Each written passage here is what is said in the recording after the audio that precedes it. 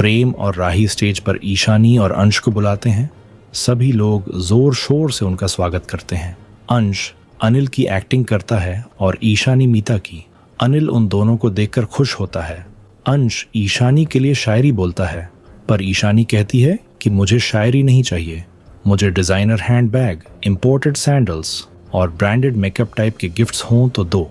मीता खुद का ऐसा रूप देखकर नजरें चुराती हैं। प्रेम और राही हंसते हैं।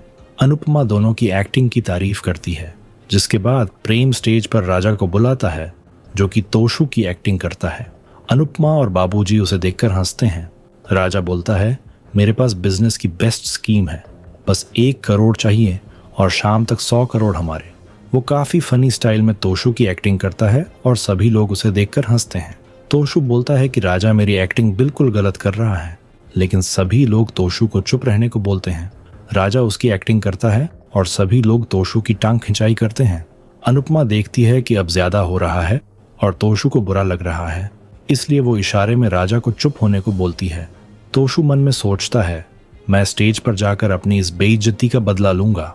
वो बिना अनाउंस हुए ही स्टेज पर चला जाता है और पराग की एक्टिंग करता है। प्रेम और राही परेशान होते हैं क्योंकि पराग की एक्टिंग प्रेम करने वाला था और तोशु बिना बुलाए ही स्टेज पर खुद चला जाता है। तोशु काफी रूडली बोलता है, मैं पराग कोठारी हूँ और पराग कोठारी कभी किसी के सामने झुकता नहीं, मैं सबसे बड़ा शेर हूँ। सभी उसके इस बिहेव को देखकर परेशान होते हैं। तभी किंजल वहां से चली जाती है और स्टेज पर ख्याति की एक्टिंग करते हुए तोशु को रोकती है। सभी राहत की सांस लेते हैं। तोशु किंजल से कहता है, आप जानती हैं कि मेरे हीरो का कितना बड़ा व्यापार है, लेकिन आपको पता है कि मुझसे बड़ा व्यापारी कौन है? किंजल पूछती है कि कौन है? तोशु पराग की एक्टिंग करते हुए बोलता है, श्री परितोष शाह।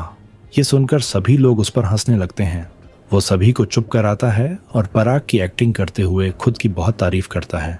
किंजल बोलती है, मुझे नहीं पता था कि आप इतना अच्छा मजाक कर लेते हैं।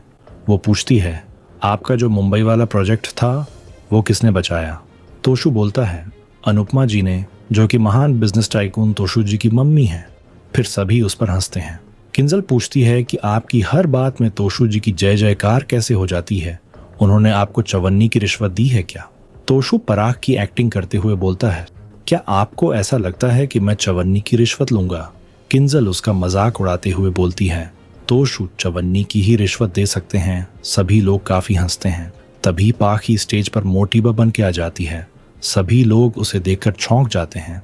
प्रेम और राही फिर परेशान होते हैं क्योंकि वो बिना स्क्रिप्टिंग और इजाजत के स्टेज पर परफॉर्म कर रहे होते हैं। पाखी सभी को नमस्कार करते हुए बोलती है, शाह परिवार को बड़ी हंसी आ रही है, बस हम थोड़ी देर में खाने के नाम पर स्वीट डिश में बेइज्जती पेश करेंगे। पाखी बहुत जहरीली बातें बोलती हैं।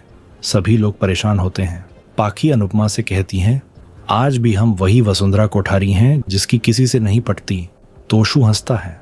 मोटिबा गुस्से में उसे चुप कराती है और बोलती हैं, मजाक और बदतमीजी में फर्क होता है। ये देखकर गौतम और माही खुश होते हैं। अनुपमा पाखी की ओर से मोटिबा से माफी मांगती है। माहौल एकदम सीरियस हो जाता है।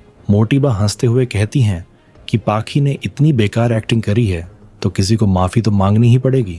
सभी लोग राहत की सांस लेते हैं। मोटिबा बोलती हैं, मेरे गुस्से की एक्टिंग मुझसे अच्छी कोई कर ही नहीं सकता। सभी उसके लिए तालियां बजाते हैं। मोटिबा कहती हैं, आज का दिन हमारे लिए खास है, इसलिए हम इसे खराब करने की इजाजत किसी को भी नहीं दे सकते।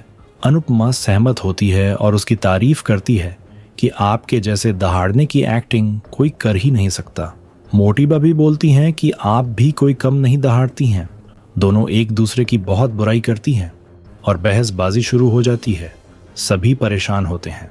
प्रेम और राही उन्हें रोकते हैं ताकि झगड़ा न बढ़े। तभी मोटिबा और अनुपमा बोलती हैं कि हम तो एक्टिंग कर रहे हैं। सभी हैरान होते हैं। राही बोलती है, गेम को शुरू रखते हैं और वो अनुपमा से पूछती है कि आप किसकी एक्टिंग करना चाहती हैं। प्रेम कहता है, मम्मी एक्टिंग नहीं करेगी, मम्मी वो करेगी जो इस दुनिया में उनसे बेहतर कोई नहीं कर सकता। तोशु बोलता है, क्या मम्मी यहाँ पर खाना बनाएगी? बाबूजी कहते हैं, खाना नहीं, डांस करेगी। तभी अनिल बोलता है, डांस करने में मोटिबा अनुपमा का साथ देंगी। मोटिबा इनकार करती हैं और कहती हैं, मुझे डांस नहीं आता, लेकिन अनुपमा जी का डांस करना तो बनता है। सभी लोग ये सुनकर हैरान होते हैं। मोटिबा कहती हैं, हमें इससे पहले नाच गाने से दिक्कत थी, लेकिन हम इसे जश्न की तरह नहीं, त्योहार की तरह मनाना चाहते हैं। मोटिबा पूछती हैं, क्या आप मेरे लिए डांस करेंगी? अनुपमा सहमत होती है और बोलती है, मैं बिल्कुल डांस करूंगी। ये सुनकर सभी लोग खुश होकर ताली बजाते हैं। अनुपमा कहती है, आज मेरे लिए बहुत खुशी का दिन है क्योंकि आज आपका जन्मदिन है और आज मेरी परी अपने ससुराल वापस आई है। अनुपमा खुश होती है और आगे बोलती है, मैं ये सम्मान कभी नहीं भूलूंगी। वो मोटिबा की तारीफ करती है कि उन्होंने पूरे परिवार को एक साथ बांध कर रखा है। जिसके बाद अनुपमा डांस करती है, सभी लोग उसके लिए ताली बजाते हैं। मोटिबा भी डांस करती है, जिसके बाद सभी मिलकर डांस शुरू कर देते हैं। इतने में ही राही डांस करते करते गिर जाती है और उसके पैर में मोच आ जाती है। सभी चौंक जाते हैं। राही माफी मांगती है कि उसकी वजह से पार्टी खराब हो गई। डॉक्टर बताता है, पैर में मोच है लेकिन हाथ फ्रैक्चर हो सकता है। ये सुनकर राही खुद को कोसती है कि मेरी पढ़ाई का टाइम है, प्रार्थना का ध्यान रखने का टाइम है और मैंने अपने आप को ही चोट लगा ली। अनुपमा उसे शांत रहने को बोलती है। ख्याति भी उसे हिम्मत देती है। राही बोलती है, मैं आप सबकी परेशानी कम करने की जगह बढ़ा रही हूँ और काफी परेशान होती है। अनुपमा उसे डांट कर चुप कराती है और उसे आराम करने को बोलती है। प्रेम कहता है, राही ऐसे ही जिद करती रहेगी और मेरी बात सुनेगी नहीं, आप यहीं रुक जाइए। ये सुनकर सभी चौंक जाते हैं। प्रेम बताता है, राही अपना दर्द हम में से किसी के साथ भी नहीं बांटेगी, लेकिन आप यहाँ रहेंगी तो ये अपना दर्द आपसे बांट लेगी। प्रेम उससे रिक्वेस्ट करता है। अनुपमा कंफ्यूजन में पड़ जाती है। राही भी उसे रुकने के लिए बोलती है। प्रार्थना कहती है, आप मेरे लिए अहमदाबाद आई थीं और आपके कहने पर मैं कोठारी निवास में रुक रही हूँ। अब आपकी बारी है, आप भी रुक जाइए। राजा भी उसे रुकने के लिए बोलता है। ख्याति भी अनुपमा को रुकने के लिए बोलती है ताकि प्रार्थना और राही को माँ का प्यार मिलता रहे। अनुपमा मन में सोचती है, ये तेरा ससुराल है, अगर माँ ससुराल में एक गिलास पानी भी पिए तो लोग ताना मारते हैं। वो कंफ्यूजन में फंस जाती है। तभी प्रेम को दिल्ली से मैसेज आता है। वो बताता है कि मुझे और राही को बिजनेस मीटिंग के लिए दिल्ली जाना था। पराग पूछता है, कौन सी मीटिंग? प्रेम कहता है, रेस्टोरेंट के लिए लोन लेना था। पराग बोलता है, मेरे इतने भी बुरे दिन नहीं आए कि तुझे किसी और के आगे हाथ फैलाना पड़े।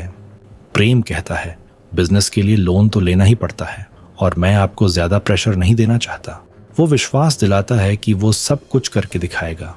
पराग उसे चेतावनी देता है कि आगे से कुछ भी करेगा तो मुझे बताकर करना पड़ेगा। प्रेम सहमत होता है। पराग उसे खुशी खुशी दिल्ली जाने की परमिशन दे देता है और गले लगता है। ये देखकर अनुपमा की आंखों से आंसू आ जाते हैं। प्रेम बोलता है, दिल्ली राही के साथ जाना था लेकिन अब वो नहीं जा सकता। राही उसे जाने को बोलती है। प्रेम कहता है, मैं मीटिंग बाद में देख लूंगा। अनुपमा प्रेम से बोलती है, अगर पराग और मोटिबा इजाजत दें तो मैं तेरे दिल्ली से वापस आने तक राही के साथ रुक सकती हूँ। प्रेम खुश होता है। पराग और सभी लोग अनुपमा को रुकने की इजाजत दे देते हैं। तभी प्रेरणा प्रेम से बोलती है, अगर राही और तुम्हें बुरा न लगे तो क्या मैं भी दिल्ली तुम्हारे साथ चलूं? सभी हैरान होते हैं लेकिन राही सहमत होती है। आने वाले एपिसोड में देखने को मिलेगा, मोटिबा की भांजी कीर्ति कोठारी हाउस आती है। वो अनुपमा से मिलकर खुश होती है। रात को कीर्ति अपने पति पर चिल्ला रही होती है। तभी अनुपमा वो सुन लेती है। आपको क्या लगता है, क्या कहानी में कीर्ति कोई नया ट्विस्ट लाने वाली है? कमेंट करके जरूर बताएं।